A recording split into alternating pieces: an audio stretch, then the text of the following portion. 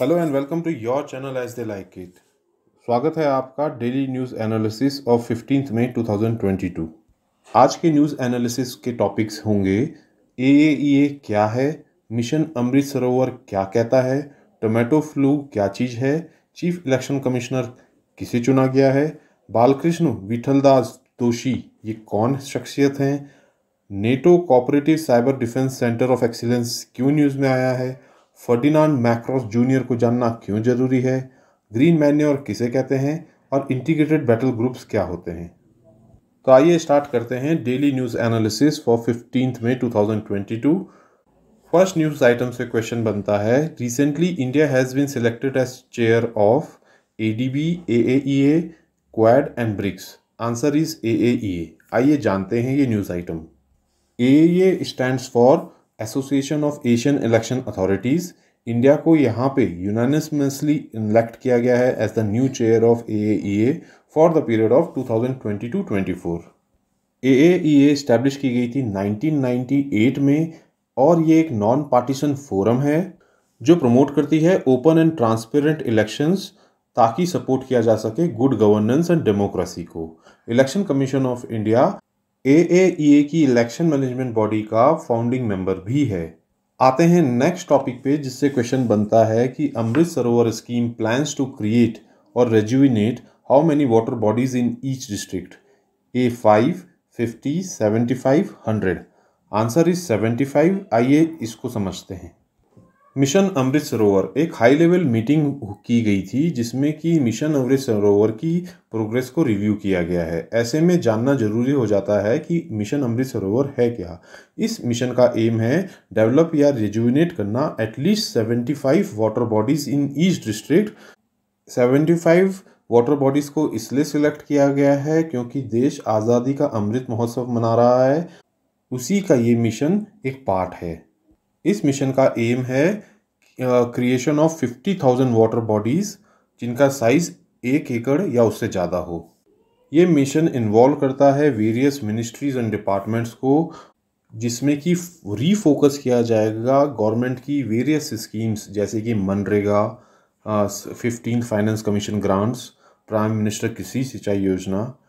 Mission Amrit Sarovar का target complete किया जाना है 15 अगस्त 2023 तक। आ जाते हैं नेक्स्ट टॉपिक पर जिससे क्वेश्चन बनता है, recently which disease got prevalent in southern India. A hepatitis B, B tomato flu, C monkeypox, D COVID. Answer is tomato flu. आइए समझते हैं क्या है ये टॉपिक। सदर्न इंडिया में पर्टिकुलरली केरला में टोमेटो फ्लू के केसेस दिखाई दे रहे हैं 5 साल से छोटे बच्चों में।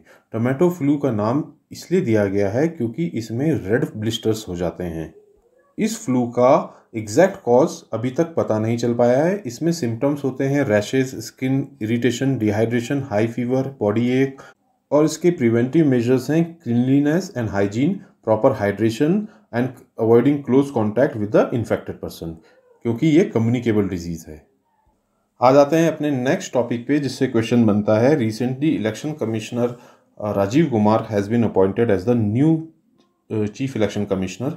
ही will be 23rd CEC, 24th CEC, 25th CEC, 26th CEC। तो ये आंसर होगा 25th चीफ इलेक्शन कमिश्नर बने हैं श्री राजीव कुमार। आइए जानते हैं। इलेक्शन कमिश्नर राजीव कुमार को अपॉइंट किया गया है next chief election commissioner of India, जो कि वो अपना चार्ज लेंगे 15 मई से। वो सक्सीड करेंगे श्री सुशील चंद्र जो कि presently chief election commissioner of India हैं।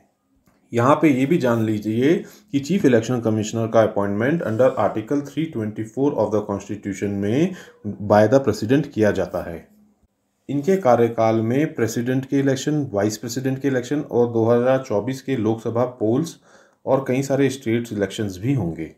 आइए देखते हैं नेक्स्ट न्यूज़ आइटम जिस पे क्वेश्चन बनता है, consider following. Indian architect Balkrishna Vithaldas दोषी was bestowed with the prestigious Royal Gold Medal in 2022. He won Pritzker Architecture Prize in 2018. A. Both are correct. B. Only one is correct. C. Only two is correct. D. None is correct. Answer is A. Both are correct. आइए जानते हैं ये topic. Indian architect Balkrishna Vithaldas दोषी को दिया गया है Royal Gold medal of 2022। आइए जानते हैं क्या है Royal Gold Medal. Royal Gold Medal world की one of the highest honours है आर्किटेक्चर में, और ये देता है Royal Institute of British Architects, London, United Kingdom. Royal Gold Medal approve किया जाता है personally by Queen Elizabeth two of the United Kingdom, और ये अवार्ड उस इंसान को दिया जाता है who has worked significantly in the advancement of architecture. यहाँ पे ये भी जानना जरूरी हो जाता है कि बालकृष्ण विठल भाई दोषी ने 2018 का प्रिट्जर आर्किटेक्चर प्राइज भी जीता हुआ है, जिसको कि नोबेल प्राइज इन आर्किटेक्चर कहा जाता है, और वो अकेले ऐसे इंडियन आर्किटेक्ट होंगे जिसके पास Pritzker Prize as well as Royal Gold Medal दोनों होगा।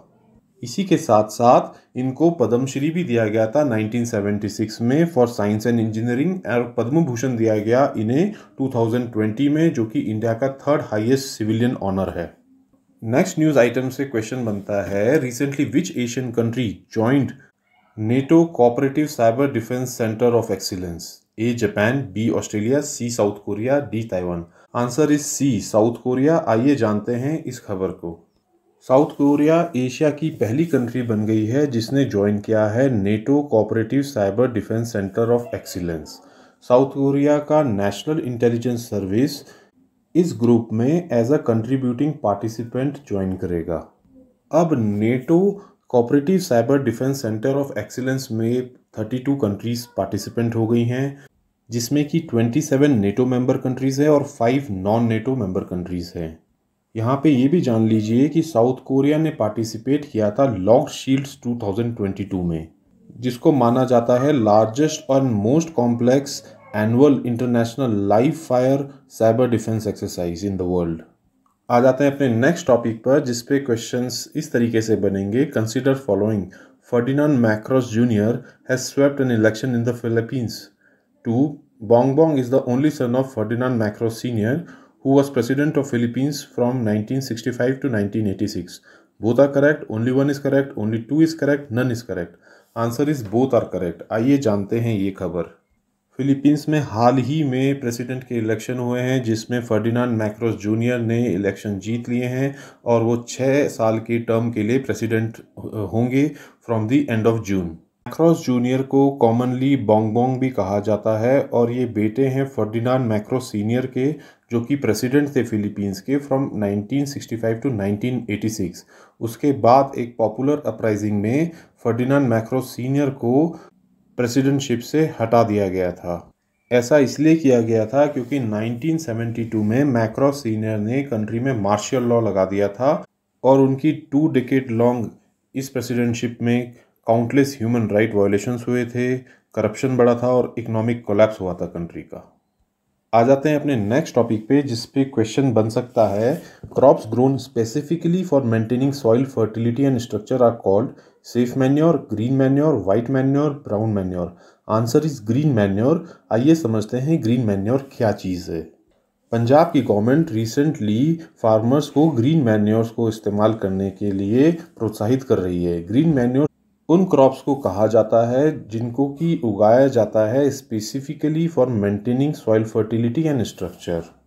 इन क्रॉप्स को डायरेक्टली सॉइल में इनकॉर्पोरेट किया जाता है, या फिर इनको सॉइल से रिमूव करके और कंपोस्टिंग के बाद डाला जाता है। इसकी 3 मेन वेराइटीज़ होती हैं ग्रीन मैन्योर की, जो है देंचा, काउपी एंड सनहेम्प। इनके अलावा समर मूंग, मैश पल्सेस और गुआर ये भी ग्रीन मैन्योर की तरह एक्ट करते हैं। यहाँ पे ध्यान देने वाली बात यह है कि ग्रीन मैन्योर को इनकॉर्पोरेट किया जाता है सॉइल में जबकि क्रॉप 42 टू 56 डेज पुरानी हो चुकी होती है। ग्रीन मैन्योर्स लेग्यूमिनस होनी चाहिए ताकि वो नोड्यूल्स बना सकें और इकट्ठी कर सकें large amount of atmospheric nitrogen in the soil. आइए अब जानते हैं कि आखिर पंजाब क्यों ग्रीन मैन्योर को फोकस कर रहा है। ऐसा इसलिए है क्योंकि पंजाब में per hectare fertiliser consumption around 244 kg है, जो कि कंट्री में हाईएस्ट है और नेशनल एवरेज से भी काफ़ी ज़्यादा है। ग्रीन मैन्योर्स का इस्तेमाल करके इसमें 25 से 30% की कटौती की जा सकती है, वहीं फार्मर्स को भी इनपुट कॉस्ट कम होगी इससे। पंजाब में high intensity agriculture practices follow की जाती हैं, जिस कारण से केमिकल फर्टिलाइजर्स का काफ़ी इस्तेमाल होता है और इससे डिफिशियंसीज आ जाती हैं माइक्रो न्यूट्रिएंट्स और इसी कारण से ग्रीन मैन्योर का इस्तेमाल करके सॉइल की हेल्थ को भी इम्प्रूव किया जा सकता है और प्रोडक्टिविटी ऑफ क्रॉप्स भी इंक्रीज की जा सकती हैं। आइए अब देखते हैं नेक्स्ट न्यूज़ आइटम, जिस पे क्वेश्चन बनता है कि IBG recently in the news is related to army, ISRO, covid response और financial inclusion. Answer is army. आइए देखते हैं क्या होता है आईबीजी।